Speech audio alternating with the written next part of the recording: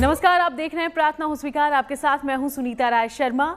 हर साल गणपति बप्पा आते हैं, भक्तों से अगले बरस जल्दी आने का वादा करके विदा हो जाते हैं। लेकिन क्या आप जानते हैं, गणपति के हर स्वरूप से बरसती है कृपा। श्री गणेश के अंग अंग से भक्तों के लिए आशीर्वाद बरसता है। उनके व्यक्तित्व में छिपे हैं कई रहस्य। तो आज हम आपको भगवान गणेश के अलग अलग अंगों के रहस्य समझाएंगे। श्री गणेश के अद्भुत स्वरूप में छिपा है विशेष संदेश। जानिए इसके बारे में। प्रथम पूजनीय है बप्पा। जितने अनूठे गुण हैं, उतना ही रहस्यमय है इनका स्वरूप। इनके शरीर के आकार से हमें अनेकों शिक्षाएं मिलती हैं। प्रत्येक अंग, प्रत्येक भाग शरीर का कुछ न कुछ हमें शिक्षा प्रदान करता है। इनके स्वरूप से हम सीख सकते हैं, जैसे हाथी का बड़ा सर, नेतृत्व क्षमता, बुद्धि का विशालता, ज्ञान, व्यापक दृष्टिकोण, छोटी आंखें, एकाग्रता, किसी भी बात को, किसी भी वस्तु को बहुत ही ध्यान पूर्वक देखना, सूक्ष्म दृष्टि से उसका मूल्यांकन करना, ये भगवान गणेश की छोटी आंखें हमें सिखाती हैं। वो लंबोदर क्यों कहलाते हैं? उनकी सूंड में कौन सा छिपा रहस्य है? क्या कहती है उनकी संपूर्ण काया? गणपति के व्यक्तित्व में ही मानव जीवन का दर्शन छिपा है। उनकी काया में ही मानव के लिए सीख छिपी है।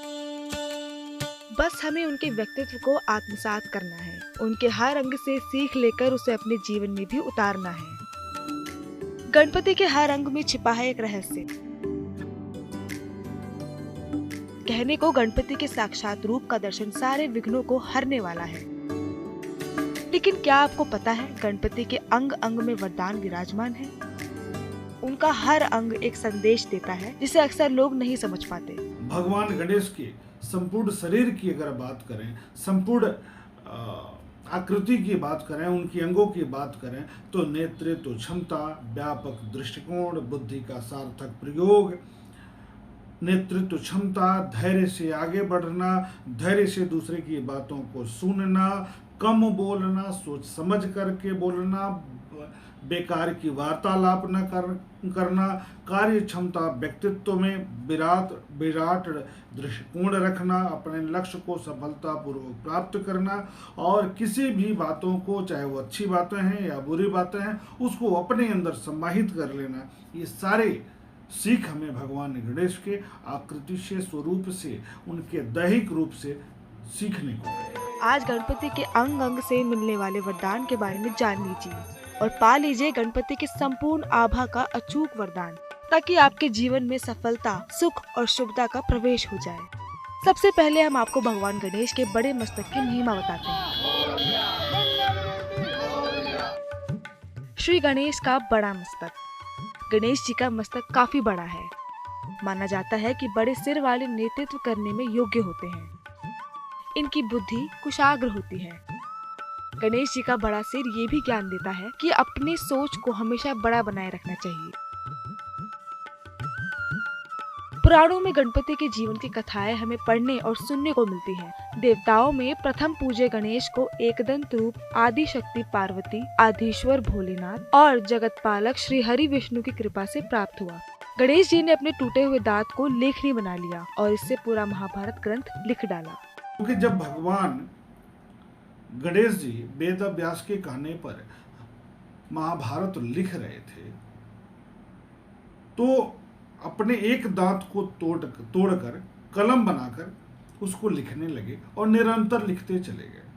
तो ज्ञान के लिए बलिदान भगवान गणेश जी से सीखना है। दूसरी कथा के अनुसार क्षमाशीलता, सहन शक्ति भगवान गणेश में है। जब भगवान परशुराम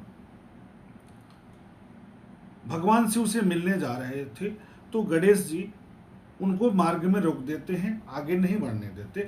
इस पर परशुराम जी नाराज होकर के प्रहार करते हैं और एक दांत टूट जाता है भगवान गणेश का। लेकिन अपना धैर्य भगवान गणेश नहीं छोड़ते, विचलित नहीं होते। यह हमें सिखाता है कि क्षमा और करुणा का भाव प्रत्येक व्यक्ति में होना चाहिए। एकदंत करेंगे दुखों का अंत। बचपन में भगवान गणेश का परशुराम जी से युद्ध हुआ। इस युद्ध में परशुराम ने अपने फरसे से भगवान गणेश का एक दांत काट दिया। गणपति का टूटा हुआ दांत बुद्धिमता और दृढ़ निश्चय का वरदान देता है। उनके टूटे हुए दंत के दर्शन से भक्तों को हर वस्तु के सदुपयोग का वरदान मिलता है। गणपति का दंत सिखाता है कि जीवन में कुछ भी बेकार नहीं होता, हर वस्तु का सदुपयोग हो सकता है। भगवान गणपति का टूटा हुआ दांत इस बात का प्रतीक है कि यदि व्यक्ति निश्चयी हो, लक्ष्य के प्रति सजग है, तो निश्चित तौर पर किसी वस्तु के अभाव के बाद भी लक्ष्य को प्राप्त कर सकता है, ज्ञान की खोज कर सकता है। लक्ष्य के लिए बलिदान करना भी भगवान गणेश का एक दांत टूटना सिखाता है। शिव और पार्वती के पुत्र गणेश जी जीवन की समस्याओं को हल करने में सबसे आगे रहते हैं। धर्म ग्रंथों में कई प्रसंग हमें मिलते हैं कि जब भी देवों पर कोई संकट आया, तब गणपति ने अपनी युक्ति से हर बाधा को पार कर लिया। गणपति के बड़े कान भक्तों की हर पुकार सुन लेते हैं, लेकिन गजानन के बड़े कान भक्तों को क्या वरदान देते हैं, आइए आपको भी बताते हैं।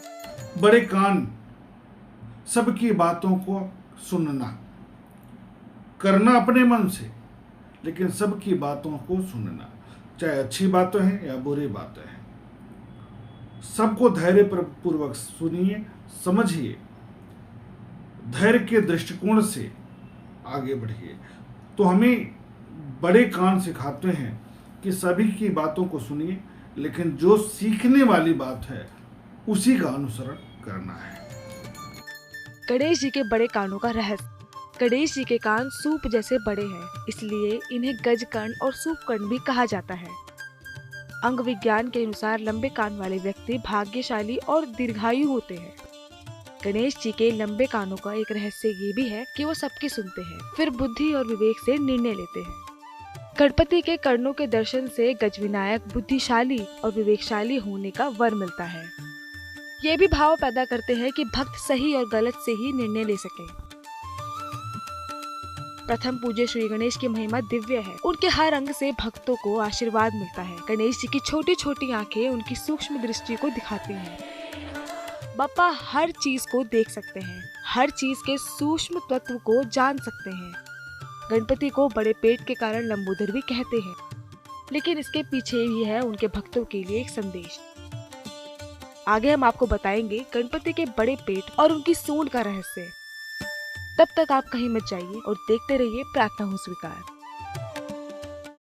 वो एक दंत भी हैं, लंबोदर भी, गजानन भी, लेकिन क्या आप जानते हैं जिसे सुखकर्ता श्री गणेश की कृपा मिल जाए, उसके जीवन में शुभता का प्रवेश होना तय है। भगवान गणेश को लंबोदर भी कहते हैं। लंबोदर यानी कि जिसका उदर बड़ा हो। श्री गणेश के बड़े उदर से भक्तों के लिए कौन सी कृपा बरसती है? गजानन के ये शुभकारी अंग कैसे लाते हैं आपके जीवन में उमंग? चलिए अब आपको बताते हैं इसके बारे में। कहते हैं जिस इंसान को गजानन गणेश का आशीर्वाद मिल जाए, उसे जीवन में कोई विघ्न बाधा छू भी नहीं सकती। गणपति महोत्सव के दौरान माना जाता है कि गणपति धरती पर अपने भक्तों से मिलने आते हैं, उनकी मनोकामनाओं को पूरा कर देते हैं। सतयुग में महोत्कट विनायक के रूप में गणपति अवतरित हुए थे।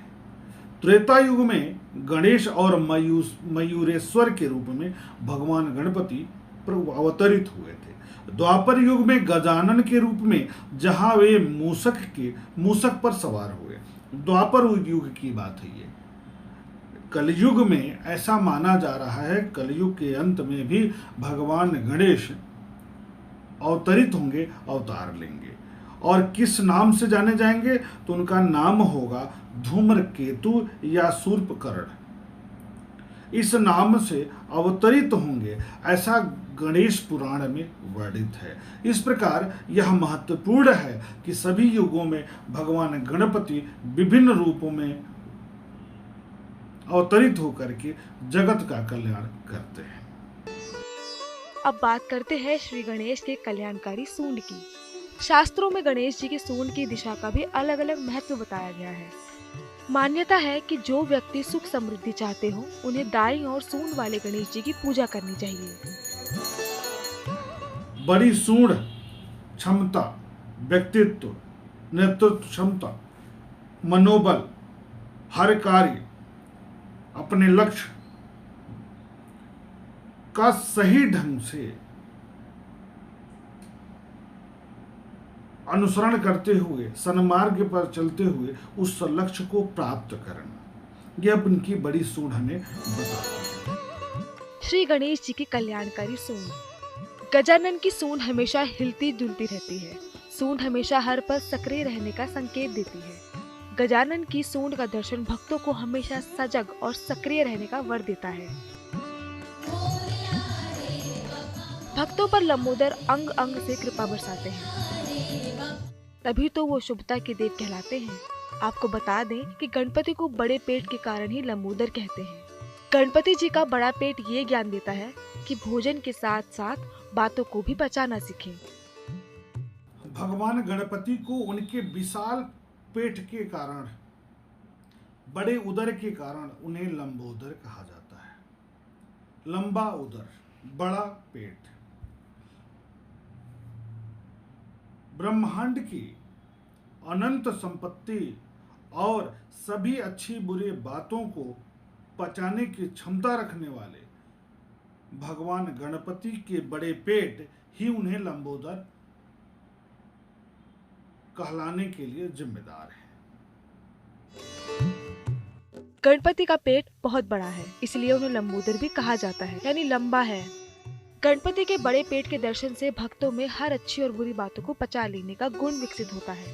किसी भी विषय पर निर्णय लेने में सूझबूझ का भाव स्थापित होता है।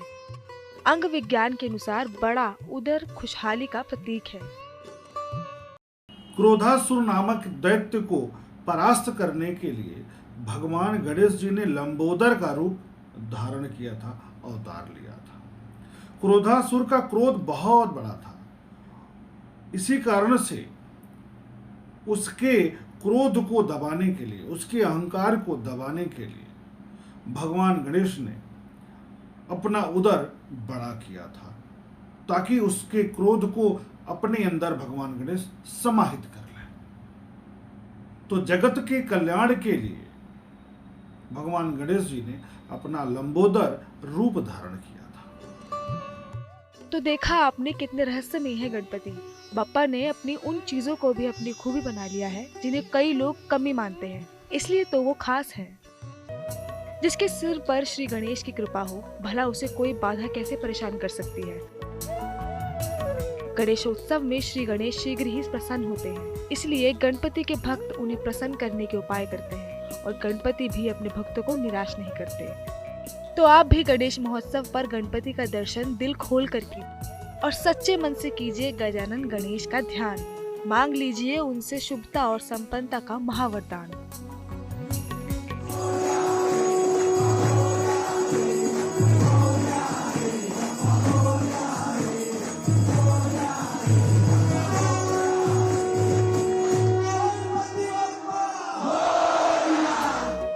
गणपति शुभता के कारक है। गणपति मंगल करता है। गणपति विघ्न हरता है। भगवान गणेश अपने भक्तों को कभी निराश नहीं करते।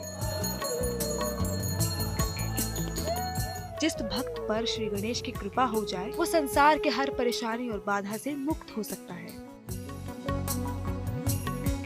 जीवन की हर विघ्न बाधा का नाश करने के लिए गणपति की आराधना अमोघ है। गणपति की भक्ति और उनकी उपासना करके आप मनवांछित फल पा सकते हैं,